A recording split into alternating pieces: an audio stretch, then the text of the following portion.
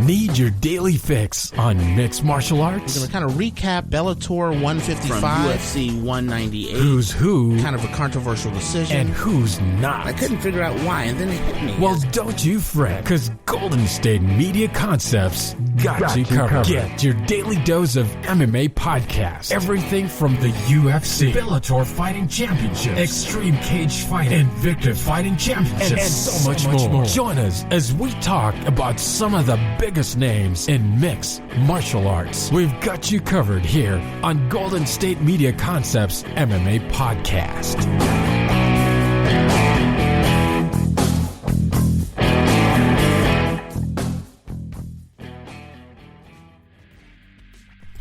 Thank you for tuning into the GSMC MMA Podcast, brought to you by the GSMC Podcast Network. I am your host, Arnel De Leon, and hopefully you are doing well for yourself.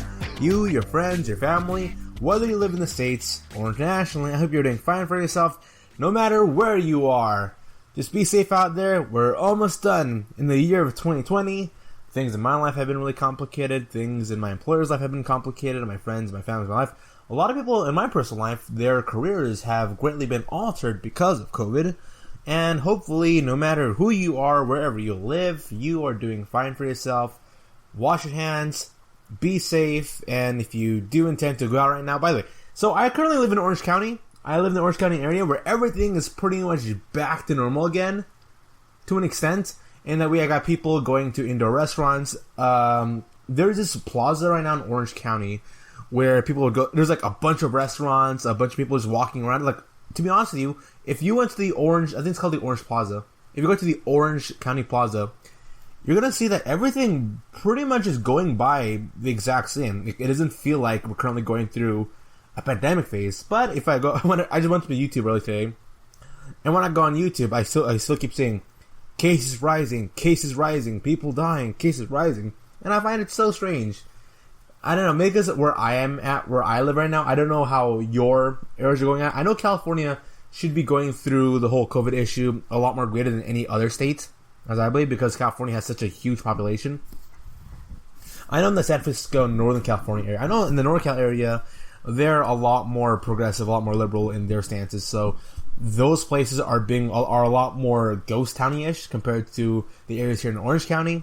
But, once again, this all goes back to wherever you are, hopefully just be safe. Just be safe, stay clean, and in general, just keep pushing forward. We're almost done with 2020, so keep pushing forward here.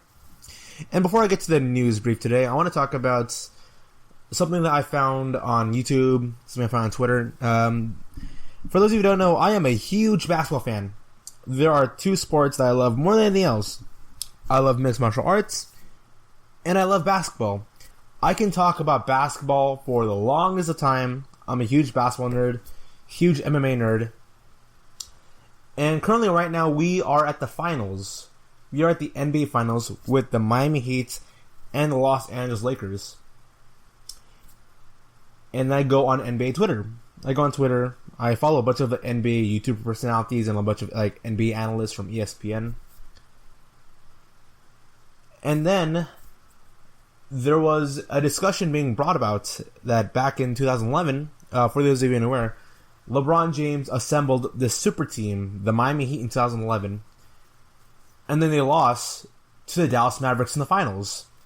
So the Dallas Mavericks were the 2011 NBA champions. But the 2011 NBA champions were not the best team. And I find that so confusing. I mean, tell me that if there was a 100-man tournament, like a 100-man MMA tournament, one would say that the person who reaches in the finals, the one who got the trophy, the one who defeated all their opponents in the 100-man tournament, wouldn't you say that fighter is the best fighter among the 100 men that competed? And then it's so confusing to me that kind of logic doesn't apply towards mixed martial arts. It just doesn't. Because there's this narrative, there's this idea when it comes to team sports that the best team aren't always the champions. Currently right now, we got the Miami Heat who are in the finals. People would say, well, if the Miami Heat were to win the NBA championship, then the best teams in the NBA did not win the championship, which I find ridiculous, because I see people making these arguments that, well, the Miami Heat, the reason why they got to the NBA Finals because they played better basketball. But all because you played better basketball doesn't mean that you're a better basketball team. And I find that so strange, because in MMA that doesn't really apply. Because we're going off by logic here that in regular team sports, basketball, football, soccer, in that the more talented you are, the more better you are. And you don't need to win the championship. You don't need to win a trophy. You don't need to win a belt. You don't need a freaking Super Bowl ring to be the best. And that to me bothers me. It bothers me because in MMA, if you were to apply that logic in the world of mixed martial arts, then Sage Northcutt would be considered the best fighter in the world because he's the most talented. You would say Wonderboy Stephen Thompson should be world champion because, you know why? Because he's more technically talented than Kamaru Usman. Michelle Watterson is better than Khabib Nurmagomedov. Why? Because although Khabib has good boxing, good wrestling, Michelle Watterson, if you were to go like accolade by accolade in diverse mixed martial arts, because Michelle Watterson to me has like a combination of wrestling, combination of jiu-jitsu, combination of karate, combination of different fighting styles, combination of like Muay Thai. She's got a good balance of everything. I believe that Michelle Watterson perfectly encapsulates mixed martial arts in its diversity. But there's no way we can go say, well, Michelle Watterson is a better fighter than Khabib because she's just overall more talented. And this caught me to thinking about Kamaru Usman when he was talking about Colby Covington, where Colby Covington is saying, hey man, I'm better than you because X and Y, X and Y, X and Y. And Kamaru Usman just ended up saying, I broke your face and I won. And that's all it. The best arguments are the ones that are the shortest. And this leads to me talking about a video I found about Max Kellerman. And the reason why this really does bother me a lot, it's because I really dislike the fact that in other sporting organizations, the idea that you can be the best and you can be the number one at something without actually accomplishing the goal bothers me. You can't objectively say, like, Conor McGregor, no one's going to say that he's the best. We're going to say he's great, but no one will say Conor McGregor is the best fighter in MMA. No one's going to say that. No one. But he's ultra talented though. Like his ability in financing, in marketing, in commercialism, and able to promote himself. Like Chael Sonnen's smart. Like Chael Sonnen is ultra talented. Like L.I. Quinta, does real estate and stuff. Like Rich Franklin, the dude was a former math teacher, man. He went to college. He's got a degree and stuff. I think he's got a master's actually. Like Chael Sonnen's got a master's. I think he's got a master's in sociology. But no one's gonna say Chael Sonnen is the best MMA fighter out there off the basis of talents. Because if we were to judge by the best fighter based on talents, then Sage Northcutt would be the best fighter in the entire world. And it's ridiculous. It's only in basketball and football and stuff can we be like, well, athlete A is better than athlete B because his ceiling is higher. Which leads to me talking about a video that I found by Max Kellerman. And this isn't Max Kellerman on ESPN First Take. This isn't Max Kellerman just purposely trying to agitate people with really bad and dumb takes. This is Max Kellerman, like right after a right after a boxing event, and he was just doing some interviews. And then he went off on a tangent about how sports fans have the tendency of imposing their subjective preference over the objective reality. And in sports, the objective reality is that if you win the championship, you're the best. If you win, you're number one. If you outlast your opponent, you're better than that person. That's the objective reality. Alright then? Like, Anthony Joshua and Andy Ruiz in their first fights. On that fight, who was the better fighter? Ruiz. Ruiz was the better fighter. Same way the Dallas Mavericks were a better team than the Miami Heat back in 2011. And I see this all the time. Really enough though, MMA, the mixed martial arts crowd, their audience, they're a lot more better than the NBA fans. Because for NBA fans, strangely enough though, for MMA fans, there's a level of respect, and that all MMA fans can basically agree to this idea that if you have the belt, you're the best. You're not the man. You're the guy. You're the girl. You are the star of your division. Alright then.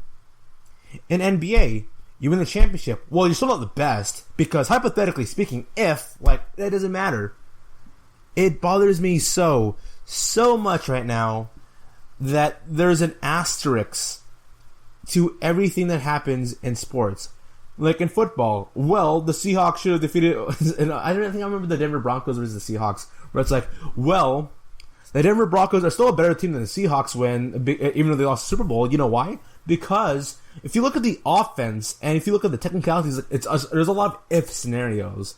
Like LeBron James, the basis behind him being considered the GOAT or the greatest of all time comes from an if scenario. If LeBron James didn't choke, that's sports. Here's the thing. If we were to live in a world where the mental aspect of sports doesn't play a part of it, then all athletes would be robots. If you want to see logically, inherent logic, if you want to see how logically the NBA season should play out, though, then you can go play NBA 2K21 or NBA 2K20, and then you can simulate who logically should win certain games. That's how it is. And that logic doesn't apply for fighters like Tyron Woodley. Tyron Woodley, I genuinely believe right now, the best version, the peak version of Tyron Woodley can smoke anybody and everybody in the UFC. I firmly believe that. I believe the best version of Tyron Woodley can defeat Khabib. I believe the best version of Woodley can defeat Kamaru Usman. I believe the best version of Tyron Woodley can defeat Colby Covington, can go defeat Gilbert Burns. I believe the best version of Tyron Woodley can defeat George St. Pierre. But I'm not going to say Tyron Woodley is the GOAT, or he's the all-time great, or he's the best ever because of his potential and how high his ceiling is. You can't measure an athlete based on the hypothetical, in that if Tyron Woodley was motivated, he could defeat Gilbert Burns. Well, too bad. Gilbert Burns is a better fighter than Tyron Woodley at this present moment. If Tyron Woodley was actually motivated and he tried hard and he actually had a better game plan against Colby Covington, he could have defeated Colby Covington, which means Tyron Woodley is better than Colby Covington. No. That's not the case. You can't make an argument in case that say that one athlete is better than another athlete, or one team is better than another team based on hypotheticals, on the if scenario. Because that's what if is. It's just a what if. What if you made a shot in the third quarter and then made it in? What if you made a free throw back in the first quarter, in the 5-minute mark, which could have dialed down the lead, and you could potentially won carrying over to the fourth quarter? That's how sports is. And I absolutely detest the fact that there does exist sports fans that have this idea that one thing is better than the other thing because if Tyron Woodley actually tried, he could have defeated Gilbert Burns and Colby Covington. Too bad. That doesn't change the result. That doesn't change the objective reality. Sports fans have the tendency of imposing their subjective preference over the objective reality. I would prefer to see Tyron Woodley actually be motivated and go back to peak Tyron Woodley 2 years ago. I would prefer to see that. But that's not the case. That's not the objective reality. The objective reality right now is that Gilbert Burns, Colby Covington, Kamaru Usman are better. George St. Pierre are better than Tyron Woodley. I have the subjective preference that if Tyron Woodley were in peak condition and he was motivated, he can beat all those fighters. But that doesn't mean I'm going to argue that Tyron Woodley is better than all those fighters. Because he's not better than all those fighters. You know why? If there has to be I don't know, it's ridiculous. It's ridiculous that there's always been an asterisk to every single season in the National Basketball Association, and yet in mixed martial arts there are no asterisks, and I'm happy about that. I'm happy that there's no asterisks. Accidents happen. There's a huge mental aspect to the sports world that people seem to forget, and that's one thing that I deeply appreciate about the world of mixed martial arts that doesn't appear in other sports. You're listening to the GSMC MMA podcast, coming back with the news brief here.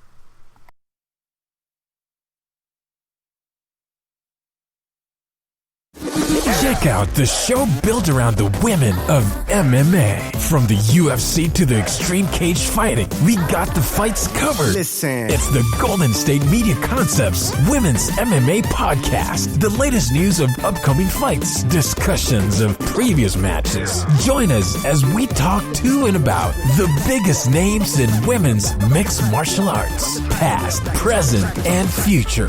When it's the women's fight game, you know where to listen to. The Golden State Media Concepts Women's MMA Podcast.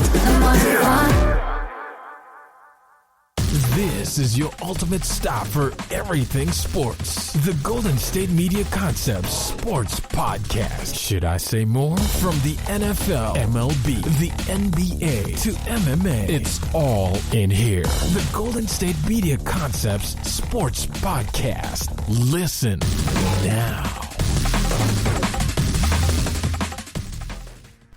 And we are back, so let's get on to the news brief. In that, Conor McGregor, by the way, is coming in by SBNation.com. Conor McGregor released a poster for Dustin Poirier charity match. This is being written in by Alexander K. Lee. So, the article goes on to say, your move. Dana White, perhaps in response to the president announcing on Wednesday that the UFC is attempting to arrange an official rematch between Conor McGregor and Dustin Poirier. The Notorious One took to social media to share a poster from a previously proposed charity bout between him and Poirier, apparently in the works for Dublin on December 12. Conor McGregor on his Twitter goes and say, martial arts sparring match in aid of charity, Dublin, December 12, 2020, free-to-air spar, McGregor vs. Poirier, list of chosen charities available soon, all donations welcome. The poster describes the bout with Poirier as a martial arts sparring match that will be free-to-air, with donations going to chosen charities. McGregor and Poirier threw out the idea earlier this week, with the two UFC stars publicly agreeing to an exhibition bout that could have zero to do with the UFC. White was asked about the potential charity bout during an interview with Barstool Sports on Wednesday, and he said that we offered Dustin and Conor a fight, so we're waiting to hear back from both of them. Multiple sources told MMA Fighting that no formal bout offer has been made, though Poirier appeared to acknowledge White's comments on Twitter. Dustin Poirier on his Twitter goes on to say, I accept. These dueling fight discussions have come about in the wake of McGregor revealing text conversations from February between himself and Dana White, which McGregor claims are evidence that White has lied about McGregor not accepting certain fights. McGregor announced a retirement this past June, citing frustrations with the UFC. McGregor and Poirier first fought in 2014, and Poirier has improved immensely since then. It was McGregor who emerged victorious via first-round TKO, but both fighters went on to have great success in the UFC, with McGregor capturing 2 different belts. And so what's going on between Dana White, Conor McGregor, Dustin Poirier? I'm hearing different and multiple sources coming in. We have some sort of saying that the reason why Poirier and Tony Ferguson, why that fight didn't go through, was because of money issues, and that Poirier demanded a set amount of money, and that money wasn't met. I remember I talked about this last week. And that Poirier is making, at the point where he is right now, I think the highest he's ever made was about $400,000. And at this point in his career, where he's pretty much, I'm not going to throw shades on the guy, but I do believe the guy's a journeyman. I think Dustin Poirier right now is pretty much a gatekeeper journeyman at this point. And unless we see Khabib retire soon, that's the only time where I can go imagine Dustin Poirier being like, you know what? I'll stick with the fight games a little bit longer here. And so, Poirier's stance right now with the UFC. Also, note, Dustin Poirier versus Khabib Nurmagomedov was a bigger fight than Conor McGregor-Khabib. In terms of money economics, in terms of social media, Poirier-Khabib was bigger than Khabib-McGregor. So it's understandable to see as to why someone like Poirier would believe that he's worth a lot of money. So as of right now, as I'm speaking, Dustin Poirier and Tony Ferguson, that fight pretty much is off the card. It ain't happening.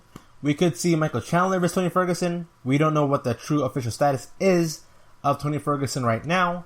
But right now, Dustin Poirier, he's off the table right now.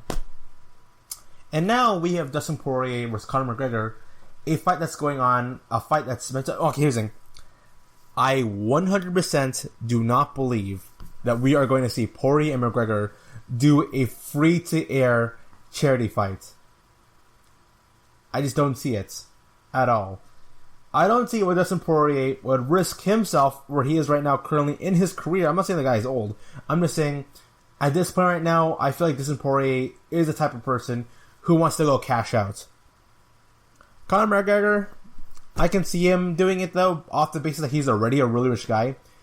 In the year of 2020, he made about $47 million. $47 million. He made a couple million with his fight, but mostly he made a lot of money coming off from his Proper 12 thing. So Conor McGregor, he's got the money. He doesn't need it. Dustin Poirier, who just last week was going on being like, you know what? I want money. I want more money in my UFC fight contract. I deserve more. I deserve $500K or $600K. I'm not really sure what the exact number is, but he wanted something more than the $400K he made last time he fought. Or no, than he made in the Khabib fight. So, what's next for Poirier? I do not believe that Poirier is going to agree to McGregor doing a free-to-air fight. I believe right now the UFC... Here's the thing. The UFC does not need Dustin Poirier. He doesn't. I'm a fan of Poirier. Poirier is a great matchup for many fighters. A really great, exciting matchup. I wouldn't mind to go see Poirier versus Khabib too. But as of right now, as I'm speaking, Poirier, just like Conor McGregor, the UFC doesn't need either of them. They really don't. Now they can go and get, eyes on the product if they do get either of them, but they really don't need them. Fight Island is going on perfectly fine. We got a star in Israel Adesanya right now. We got Stipe Miocic going over his trilogy. We got John Jones moving up to heavy right now. We got a new fresh face holding the belt at the light heavyweight scene. We got young prospects coming up right now. We got Weili Zhang. There's a lot of things happening right now in the world of mixed martial arts that doesn't need Poirier or McGregor. I believe Poirier could have negotiated and bumped up his salary by $100,000. That's what I believe. If his highest salary was $400,000, I'm pretty sure he could have argued his way or negotiated his way to making $100,000 more. It's $100,000 more, and that's not a lot asking from the UFC. It really isn't. So, do I think Poirier-McGregor is going to happen? I don't know. I genuinely don't know. When can I expect McGregor coming back? I don't know. Are there currently talks there right now? Does the UFC and Dana White and the UFC brass, do they want those two fighters to go compete? Yeah. I'm pretty sure they want them, but they don't really need them. I'm trying to figure out right now what is the current status for Tony Ferguson, because his name has been thrown out there and he was meant to go compete in the next major UFC event coming right now. But right now there's just no news going on what to expect off the next UFC show. He was supposed to compete not October but on November. I'm right now looking at the future UFC cards. So here's the thing: it was the next upcoming major UFC pay-per-view event is headline with Khabib versus Gaethje. And there are reports going around that it was going to be Dustin Poirier and Tony Ferguson competing in the co-main events. But now that's not really happening. And I'm currently looking at the UFC 254 card. So I believe that Robert Whittaker and Jared Cannonier, they were originally going to be meant to be the co-main event. That was going to be Ferguson and Poirier. But because those two fighters were just not available, they got bumped up to co-main event. So I'm right now looking at the next UFC major event, UFC 254. It'll be coming up Saturday, October 24 at 11 a.m. Interesting. Very interesting. And so for the main event, we got Khabib Nurmagomedov versus Justin Gaethje, Robert Whittaker versus Jared Cannonier, Alexander Volkov against Walt Harris. That's interesting because I really both fighters right now are both coming off a loss, so I don't get why they would be the third fights. Actually, no, they would be the fourth fights in a UFC pay-per-view event. We got Islam Makhachev against RDA, Rafael Dos Anjos. Rafael Dos Anjos desperately needs to get a win back. We have, to me, one of the more interesting fights here. We got Cynthia Calvillo against Lauren Murphy. I am putting all my stock right now on Cynthia Calvillo. I believe Cynthia Calvillo, more than anyone else right now in the current women's flyweight division, is the one who is the most likely to go and dethrone Valentina Shevchenko.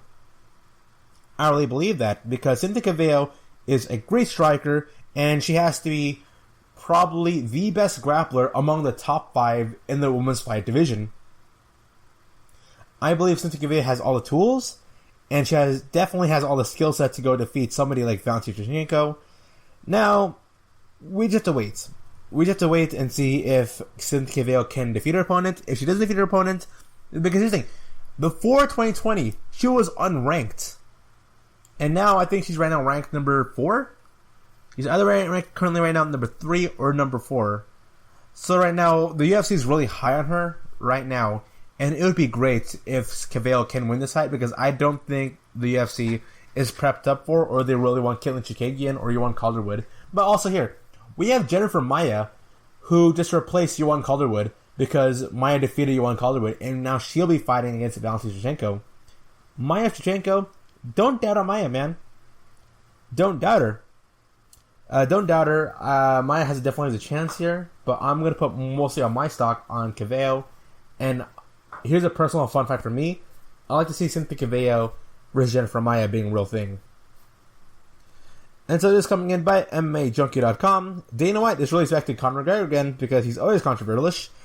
Dana White says that Khabib pulled plug on coaching the Tough 29, Conor McGregor versus Khabib in coaching. That would have been awesome. After message leak, Dana White says he had his coaches set for the revival of the Ultimate Fighter until Khabib pulled the plug over leaked direct messages. According to the UFC president, the promotion has pegged Nurmagomedov to coach season 29 in the reality series against Conor McGregor. And Conor McGregor and Uriah Faber had a really fun Ultimate Fighter season. So, he goes on to say, he was going to do it until Conor did all of this. White said in a recent interview with Barstool Sports, I almost had it. That's what I was saying. I felt like I was in a good place and I was going to get that done. We were going to do the Ultimate Fighter on ESPN and effing do the rematch. But you know, Conor blew that. Yeah. Khabib said, F him. Dang, look at that. So, there was going to be a Conor McGregor versus Khabib rematch in the works. And it was going to be built up from the Ultimate Fighter. Wow, think about that. Currently, right now, Dana White is still shuffling around his coaches for the Ultimate Fighter, for the revival. It has to be a big thing. We gotta go get some really good coaches there. I think Miocic versus Cormier, if Ultimate Fighter was being built up a little bit earlier, they could have those to be coaches. Could have been a real possibility. But no, it was weird knowing that Conor and Khabib were going to have a set rematch here. So the idea was, it wasn't going to be official. How I'm thinking about this was that Conor versus Khabib Ultimate Fighter was going to be set, and then if Khabib were to defeat Justin Gaethje, because Khabib is a favorite going to the fight against Justin Gaethje, we might see Khabib versus Conor McGregor Ultimate Fighter, and then they're going to be built up to a pay-per-view event. And that to me would be awesome. That to me would be great. It would be super fun. It would make great television. I definitely 100% would watch the Ultimate Fighter again. I know a lot of people would go on and watch the Ultimate Fighter again. Great 2 picks here. But now, I don't know what's next. I really don't know. Here's the thing though. We need to know we need to understand what is Khabib's headspace after the Gaethje fight, because there's rumors going out there I believe that the two fights for Khabib would have to be either Conor or George St. Pierre. For as much as I would like to see Charles Oliveira versus Khabib, that's not going to happen.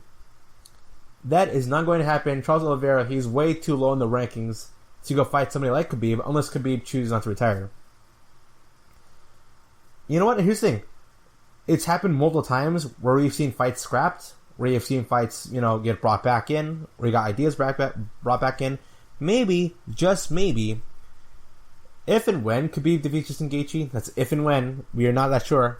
If Khabib were to defeat Justin Gaethje, we can see maybe Dana White talking with Khabib again, being like, hey, come on, your last fight's coming up, let's just please do this. Conor, Khabib, again, it's an easy fight for you, Khabib. You get to defeat your most popular fighter you fought against. And that's if they can't get GSP.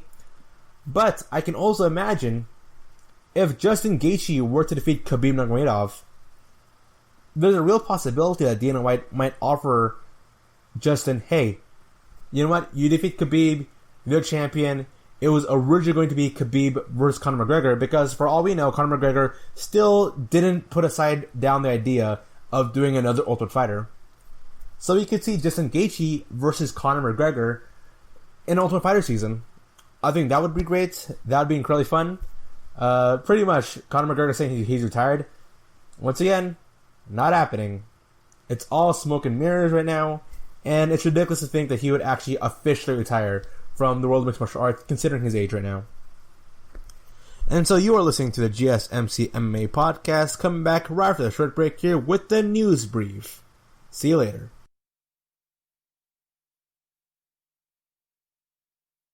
Tired of searching the vast jungle of podcasts? Now listen close and hear this out. There's a podcast network that covers just about everything that you've been searching. The Golden State Media Concepts Podcast Network is here. Nothing less than a podcast bliss with endless hours of podcast coverage. From news, sports, music, fashion, cooking, entertainment, fantasy, football, and so much more. So stop lurking around and go straight out to the Golden State Media Concepts Podcast Network. Guaranteed to fill that podcast itch. Whatever it may be. Visit us at www.gsmcpodcast.com. Follow us on Facebook and Twitter, and download us on iTunes, SoundCloud, and Google Play.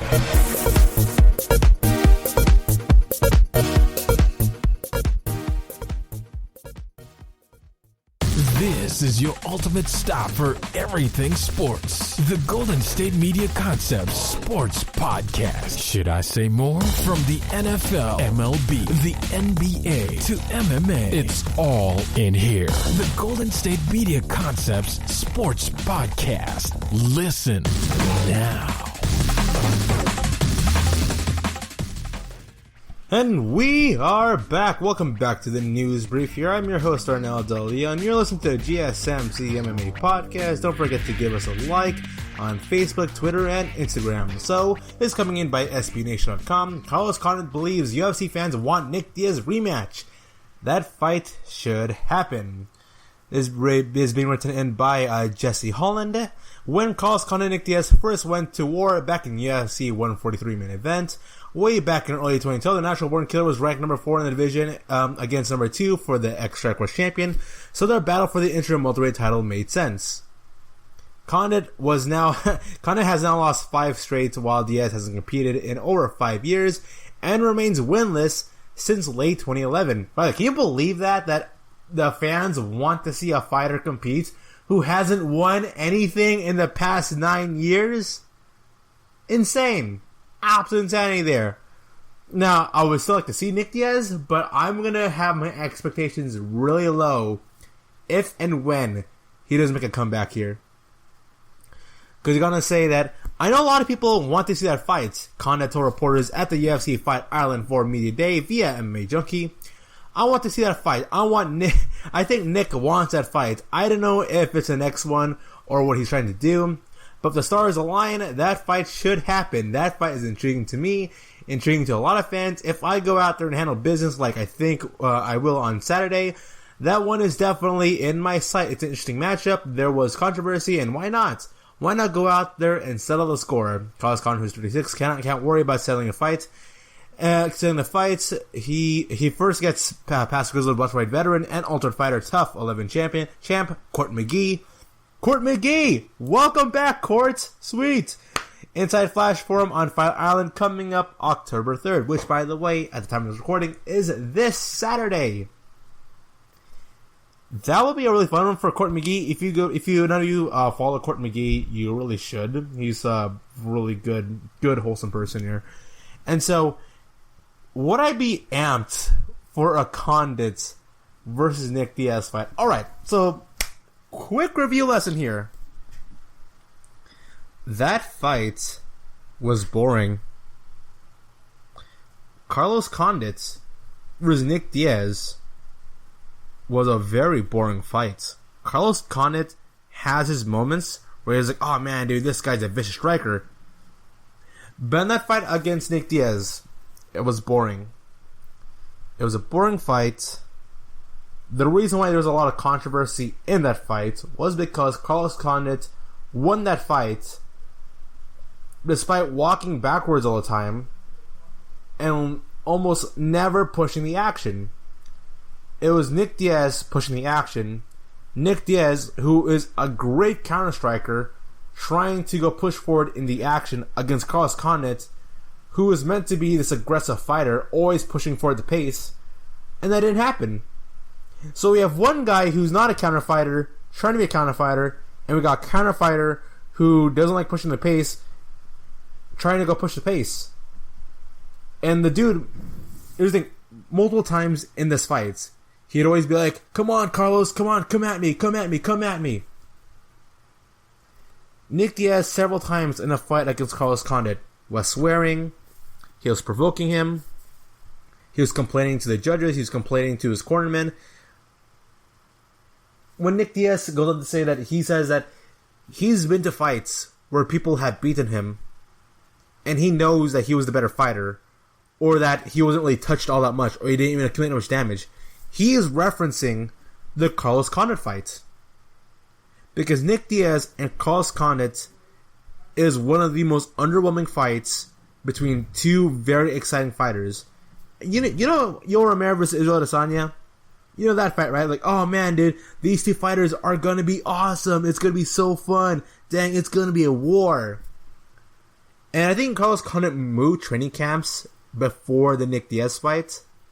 So would I be amped for a slower Nick Diaz and a slower Carlos Condit fighting with each other when they fought really slow, really boring years ago, nearly a decade ago? Would I be amped for that? No. UFC fans, MMA fans in general would not be up for that. They would not be excited about that. Alright then, we all know that fight was underwhelming. So no, I don't think there is a subset of fans, unless you're a hardcore Carlos Condit fan, or you somehow loved their first fights. I just don't see it. I just don't. So this is being written in by MMAJunkie.com, written by Danny Segura. Israel Adesanya addresses pectoral controversy stemming from the UFC 253 title defense. Israel Adesanya has addressed some of the recent speculations floating around the internet. Adesanya left plenty to talk after the second round TKO on Paulo Costa. But those weren't the only things that had fans talking Saturday night. Adesanya's right pectoral muscle was also a point of conversation because it looked so much different than his left. Many thought it was an injury, but others accused the champion of taking steroids. No, I haven't taken steroids. No. It's like parentheses, haven't taken steroids. So he goes to say specifically, no, I haven't. Adesanya told UFC broadcast partner ESPN, I'm not one of those people who need a crutch that when it gets taken away, you feel weak. You feel inadequate. You see, when the U.S. Anti-Doping Agency came through, you saw a lot of bodies change and a lot of people didn't feel good enough without their magical supplements. But yeah, not me. Skills pay the bills. Adesanya did acknowledge that something is going on with his right pectoral muscle. I don't want to speak on it until I knew what it was, because it's been on me the last 8 weeks, and it was growing. I was like, this is quite sore. And even my girl told me to go to the doctor. And I was like, no, I want to get this fight over with first. I don't know what it is, but from what I read about, it's called gynecomastia. It happens to both your boobs, and this is just one. Adesanya said he took a blood test following the rights, along with MRI scans to check on his pituitary gland. I've never been one to diagnose myself with Google, so I wasn't going to start now, Adesanya said. I've done my tests, and I'm waiting for the results. Adesanya scuffed any fan speculation of steroid use. He attributed claims to haters trying to discredit his win over Costa. I don't know what this is, but you know what? With a performance like that, I would think all on steroids too, Adesanya said. They need something. It couldn't just be him. It must be something. So for me, it's just fun and games. So right now, I would want to see, I want confirmation on what exactly is happening with Adesanya's right pec, because that seems pretty serious right there. And I wouldn't be surprised if you saw that were to do like a random test on him, being like, okay, there's a lot of people going out there saying that, all right, your body looks weird, let's make a test on you. Let's do it. And here's the thing, I am an Adesanya fan. Hopefully, that's not the case. For the most part, I attribute Paulo Costa's loss and Israel Adesanya's win more so on Paulo Costa being very passive and not working with the game plan. So, I read a report recently from Paulo Costa's training camp, and what their strategy was really was what everyone speculated what the strategy would be and what Israel Adesanya expected to be. So, Paulo Costa purposefully fought passive and slow because he was going to grind out Israel Adesanya. Then he's going to go and find an opening, and then with that opening, he was going to go and knock out Israel Adesanya or overwhelm him with pressure. That is what the plan was. That was what the plan was. And later on, Paulo Costa's coach goes and say, well, that's not Paulo Costa's playstyle. He isn't good fight. He's not. It's just weird. Paulo Costa's manager says Paulo Costa isn't good fighting strategically. He needs to go out there and just throw his hands out. All right, just sure. That just bothers me that your own team is like, yeah, Paulo Costa, man, you're not really good at fighting strategically, man. You should have just gone out there and just like fought recklessly. I find that kind of weird. I really do. Whatever happens with Adesanya, hopefully he's fine. Hopefully he's healthy. If he is taking something, we are going to learn about that. And yeah, just hopefully he does well for himself. So this is coming in by MMAJockey.com. Jermaine Ranime. She goes on to say, Amanda Nunes was exposed in our boring title fights. So Jermaine Ranime says, lessons were learned in her title fight loss to Amanda Nunes. By the way, this article is being written in by Mike Bone at UFC 45 this past December, but she doesn't look back fondly at the bout. GDR, who's 9-4 in MMA, 6-2 in her UFC run, a former UFC Women's Featherweight Champion, had the chance to win the belts. And she go challenge Amanda Nunes, and she goes and say, the biggest lesson I learned to myself is I have to stick to a game plan. During MMA told reporters, including MMA Junket on Wednesday at UFC on ESPN 16 Media Day, I came in that fight to fight, and she came in to not lose. I believe honestly I made it easy on her, but I exposed her at the same time, and she exposed that I should not be that kickboxer anymore, and I should be that MMA fighter. I learned my lesson, but I'm motivated. I'm here and we'll see. I was never in any danger. I had no damage at all. Even after the fight, I clipped her in the second round and I was like, I only have to hit her one more time and I'll knock her out. I was too hungry. I stood straight up, just like I did in my kickboxing days. I did exactly what she wanted me to do, and she said on top of me and made it a very boring fight. But she got the job done. What do I think about this? Okay. GDR, without a doubt, is the closest person to have potentially defeated Amanda Nunes. I agree with that. I am an advocate. I believe that we should see Jermaine Ranime against Amanda Nunes. And I'm surprised there wasn't a rematch. And one reason... I'm going back to the double champions. I hate double champions. It's always annoying. And so the reason why GDR isn't fighting Amanda Nunes, or why she never got her title fight back, is because Amanda Nunes is a double champion. So in the year of 2020, she's pretty much set in defending the featherweight belt that has little to no fighters, except two of them. We got Miggy Anderson and Felicia Spencer. Nunes dominated Spencer. Nunes is now going to fight Miggy Anderson end of this year. And that is the reason why we are not seeing Germaine Randomay fight against Nunes. Now, if GDR were to defeat her next opponent, and if Amanda Nunes were to defeat Miggy Anderson, which are two fighters who are expected to go win their respective fights, then I can go see GDR make the case that she should fight against Amanda Nunes. And here's the thing, ever since the GDR Nunes fight, Nunes has fought very differently, if you haven't noticed it. Amanda Nunes transitioned from being a knockout artist who's going to come in and wreck you, to now a very strategic fighter who is perfectly fine wrestling, perfectly fine grappling, perfectly fine pulling out the grind game, because the first time Nunes ever pulled out the grind game on somebody during her run here was against GDR. GDR, I believe, is the only woman to have ever... She's the only woman to outdo Amanda Nunes in the stand-up game during Nunes' time as champion. Nunes is a great striker, and then once you recognize that she can't beat GDR in the striking, she turned into a wrestling game. And GDR's wrestling, to be perfectly honest with you, is pretty mediocre compared to Amanda Nunes. She's a kickboxer first, grappler second. So yeah.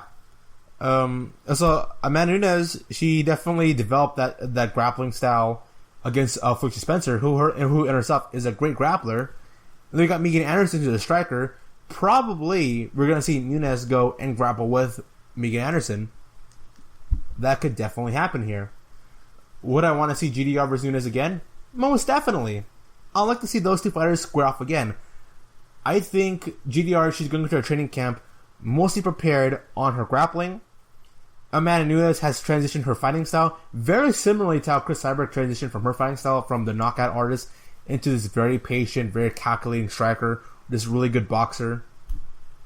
Chris Cyborg, in her time in Bellator, she got back into her old ways of being a knockout artist, a knockout striker, a power hitter.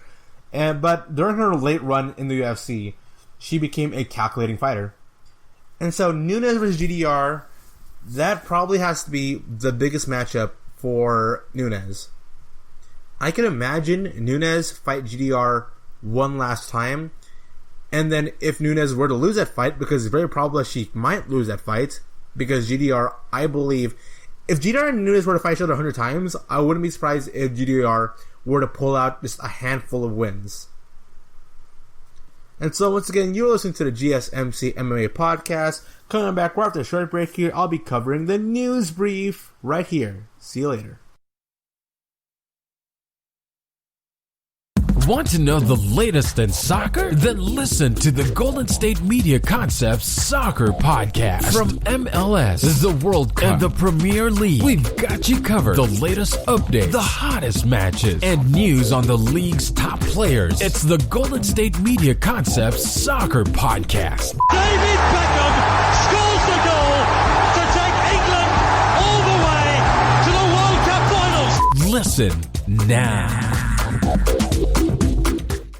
And we are back, and let's continue the news brief here. It is coming by MMAJunkie.com, being written by Farah Hanoun.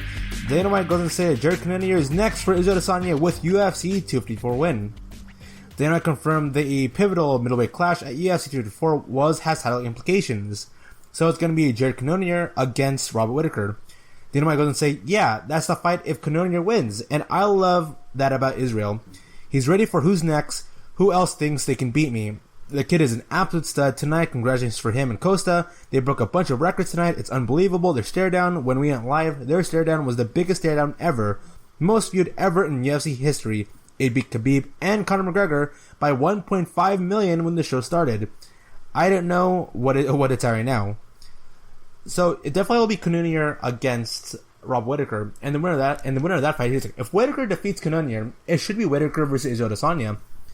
Robert Whittaker, more than anybody else who I know, I was at my time watching Israel Adesanya's career in the UFC, is probably the closest one to defeat Izzy. If you guys remember Adesanya versus Robert Whittaker, that fight was incredibly close. It was a proper scrapyard fight. That fight was a really close one.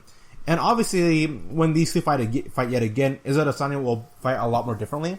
Those during the time when the last time they fought, it was a case of Israel Adesanya trying to prove himself and trying to move himself up in the rankings. So he took a whole lot of risks. And at this point in his career now, I don't think Israel Adesanya will make the same decisions that he would be making in the next fight compared to the last fight he had with Whittaker. And so Cannonier and Whittaker, both fighters are really good options here. I'm not going to doubt or downplay Whittaker. Neither am I going to downplay or doubt Cannonier. Cannonier has had a better run of fights than Rob Whittaker has had. And I think Cannonier, he's got a skill set, the grappling, that can definitely overwhelm Izzy. Whittaker can grapple also, but she's mostly a striker for the most part. And I think Adesanya would most likely prefer to fight against somebody who is a striker over a grappler or a wrestler, because Cannonier can definitely grapple with Israel Adesanya. And Paulo Costa mentioned it, he referenced it, in that Israel Adesanya is a white belt in Jiu-Jitsu. The guy's pretty much a rookie in terms of the ground game, and no one has really tested Israel Adesanya in the ground game. So if Izzy were to go fight against Cannonier, and Izzy were to stop the takedowns or defend himself against Cannonier's takedowns and his grappling and his wrestling, then Israel Adesanya is making a really good case for himself for being one of the all-time greats in the middleweight division. And so I think he's, as of right now, 2 wins away from surpassing Anderson Silva for having the most wins in the middleweight division. So right now, sky's the limit right now for Israel Adesanya. I can't wait for Whittaker and Cannonier. Either fighter can win that fight. The betting odds are going to favor, it's going to prioritize Cannonier winning that fight. But you know what? Either of them could win. And either of them could fight against Izzy. So this is coming in by BJPen.com. Dan Hardy criticizes Israel Adesanya's crass UFC 253 celebration. So this is being written in by Tom Taylor. And UFC commentator Dan Hardy was not impressed by Israel Adesanya's post-fight celebration at Saturday's UFC 253 card. He goes on to say, "It was crass is the truth," Hardy told MMA Fighting. "It was unnecessary and it was crass. It's not good for the sport to be seeing those things, but at the same time, we see a lot of the superstars, they stand out, they create headlines because of that thing they do. Adesanya was mockingly urinating on the octagon in his UFC debut. He shouldn't be surprised by these things. There's a lot of animosity between these guys, and we do act out when we're in these scenarios. When your adrenaline's up, you've just won the fight, you've got all the energy. How many times do you see people doing terrible dances after fights and stuff? I've done it myself. You don't know what you're saying in interviews because your adrenaline's going. You're just, yeah. It happens. By the way, he actually literally says blah. Not yeah, but blah. So Dan Hardy says blah.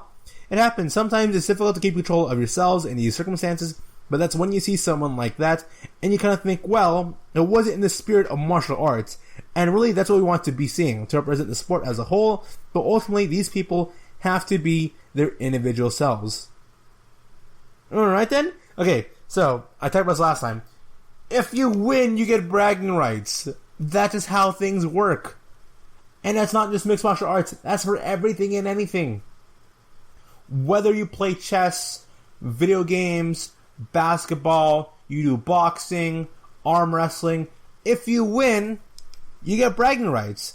And there's a lot of animosity, you can let all the animosity out, and you can brag even more. Trash talking in the competitive level of anything is normal.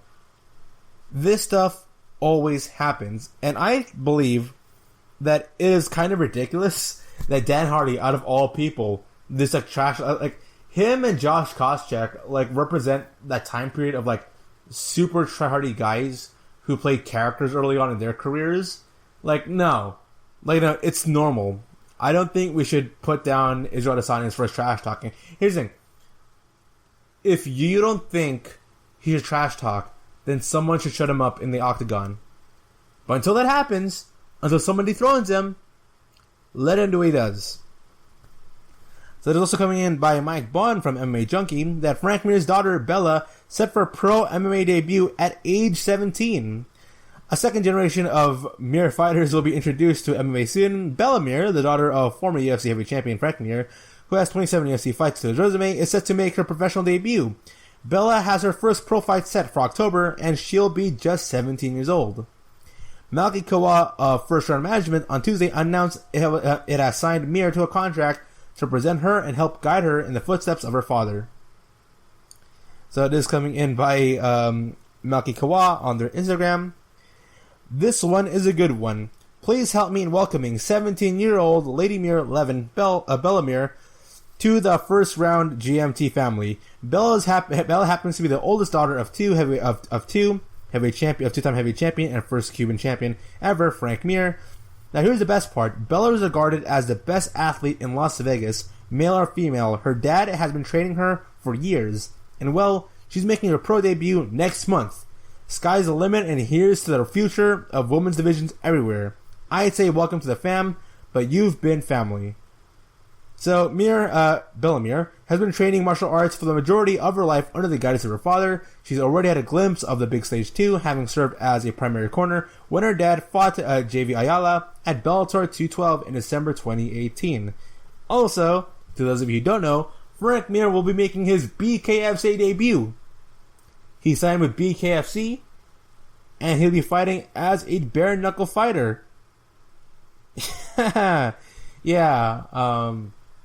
you know what? He's the parents. He can push her daughter to do whatever she wants. But I just find it weird though, like, I don't know. Okay, so when I did boxing, I think I was like 19 years old. There were a lot of kids. There were a lot of kids who were like 12, 13, 14 years old. You've seen the images online on Google where you see this little kid who is only middle school. And then like the kid takes off his shirt and he's like jacked. He has like an 8-pack going on right now. Which, by the way, isn't all that strange. There's an anime right now called My Hero Academia where you got this kid who's 14 years old and he takes off his clothes and they do it as a proper 8-pack. Like if any of you have seen Dragon Ball and you see like Gohan and Trunks, they're like 12, 14, 15 years old, but they're ripped to the max. Trust me, it's very realistic to have kids who are 15 years old have 6-pack or 8-packs and look jacked, look like proper statues. It isn't all that bizarre. It's bizarre to most people because most kids don't work out to the point that they have an 8-pack at the age of 14, 15 years old. That normally doesn't happen, but it happens where you have young kids training at an early age and then looking jacked right now. So for Bella Mir, you know, I wouldn't be surprised if her father pushed her to go do this. And if her training is any at all similar to the training of the 14, 15-year-old kids of the sons who I train along with their dad in boxing, then hopefully good things happen to her. Hopefully. Speaking of bare knuckle fighting, this is coming by MMA Junkie, being written in by Simon Head. Josh Barnett set to return bare knuckle style against KSW champ Marcin Rozalski in Poland. Josh Barnett's storied fighting career has spanned eras and promotions over the last 23 years, but now he's set for another promotion and another new challenge. Former UFC heavyweight champion Barnett, who is 35-8 in his MMA career, is set to return to action in Poland at Genesis, a bare knuckle event established by KSW co-founder Maciej Kowalski. He'll be fighting against Marcin Rozalski, who is 7-4, who hasn't fought MMA since KSW 39 back in May 2017, where he scored a 16-second knockout on Brazilian Fernando Rodrigo Jr. to win the promotion's heavyweight title. Barnett, meanwhile, has been waiting for his first challenge in Bellator's heavyweight division, but a planned matchup with Ronnie Marcus has twice been cancelled, meaning the American hasn't fought MMA since his September 2016 win over Andrei Arlovsky. Alright then, now both Barnett and Rozalski look to set a return to action as they dispense with the gloves and throw down at Genesis on Friday, October 23. The event will stream live via online pay-per-view. Alright then, who's up to see these fighters here who haven't competed in a couple years go compete with one another? If you're into that stuff, okay. If you're into that, that's on you, alright? So this is being reported in by BJPen.com. Jean Blachowicz sends challenge to Daniel Cormier, and Daniel Cormier gets a quick response. New UFC light heavyweight champion Jean Blachowicz is calling for a fight with the former division's former heavyweight champion in Daniel Cormier. Just days into his reign, Jean Blachowicz on Twitter says, "Hey, at DC MMA, Daniel Cormier, if you have so much to say about me, get your fat ass off the couch and come to the octagon. I'll teach you some respect." And then it's a gif of Daniel Cormier doing the dance of the "It's all about that bass, with Daniel Cormier singing the song. So, hey Cormier, Blachowicz wrote on his Twitter. It's not clear what exactly Cormier said that bothered Blachowicz. One explanation, however, is that the former champion suggested Blachowicz will lose a potential fight with John Jones, who vacated the title earlier this year. "If I'm Jones, I'm doing it," Cormier said after Blachowicz called out Jones post-fight. "I'm doing it. If I'm Jones, Jones beats Blachowicz. He's too slow to beat Jones. The thing about Jones that people don't realize, he's got a good chin. You can hit him. I hit him. A lot of us hit him. He can take punches, man. If Jean Blachowicz is out there and he's too slow, Jones will pick him apart. God, I can't believe it. Look, if I was still fighting at 205, or if I was still fighting today, and you said, DC, you can fight Jean Blachowicz, I'd probably fight Jean Blachowicz. No disrespect, just because I think it's surprising, right? When you have the footage of people getting old victories over him, you think you can do it too. Any fighter does, and if you're a guy like myself or Jones, then of course you think you can beat him. That's why Jones will go fight him. Whatever the case, Cormier does not seem to be interested in their call by Jean Blachowicz. He goes and say, "No chance, champ. Congrats on a big win. You're the man. You're the king now. You shouldn't worry about what an old retired man is saying. Great job getting the title." Which is weird because Daniel Cormier, upon retiring, says that he would be totally open for making a comeback fight if only it's for a title. And now, their narrative right now is currently writing in that we'll have Jean Blachowicz versus Daniel Cormier. The narrative is right there. But Daniel Cormier is peacefully declining. And I'll be honest with you right now, if Daniel Cormier and Jean Blachowicz were to fight each other, I would place my money on Jean Blachowicz. I believe that. I believe that Jean Blachowicz is capable. It's not 100% a sure thing Blachowicz can beat Cormier, but it is very probable that there's a possibility of Jean Blachowicz knocking out Daniel Cormier with one clean shot. Now you can say that for almost any fighter fighting against Daniel Cormier, but I do believe Jean Blachowicz is fully capable of defeating Daniel Cormier in a UFC championship fight. Now, Cormier, he says he's retired. This is contradicting the time when Daniel Cormier says that he's open to making a comeback if it's for title fights. You got the current light heavyweight champion challenging him right now. So, yeah, Daniel Cormier, he doesn't seem like he's interested in making a comeback. Maybe he might get the itch. Who knows? Maybe in a year or two, he might go get the itch to go fight again. And if Jean Blachowicz is still a champion by, the end of next year, who knows? Maybe I want to see Cormier go clap back at Blachowicz and be like, "Yeah, man, I'm ready for you. I was ready 1 year ago, but I'm ready now." Do I expect John Jones to fight against Blachowicz? No.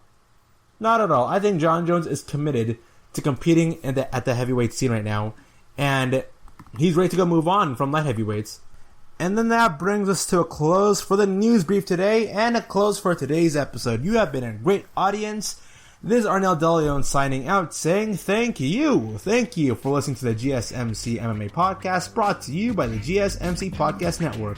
I'd like to ask, please remember to subscribe to the show and write a nice review. That really helps us. Also, you can please follow us on Facebook, Twitter, and Instagram. Thank you, and have a good night. You've been listening to the Golden State Media Concepts MMA Podcast, part of the Golden State Media Concepts Podcast Network. You can find this show and others like it at www.gsmc.com. GSMCpodcast.com. Download our podcast on iTunes, Stitcher, SoundCloud, and Google Play. Just type in GSMC to find all the shows from the Golden State Media Concepts Podcast Network. From movies to music, from sports to entertainment, and even weird news. You can also follow us on Twitter and on Facebook. Thank you, and we hope you have enjoyed today's program.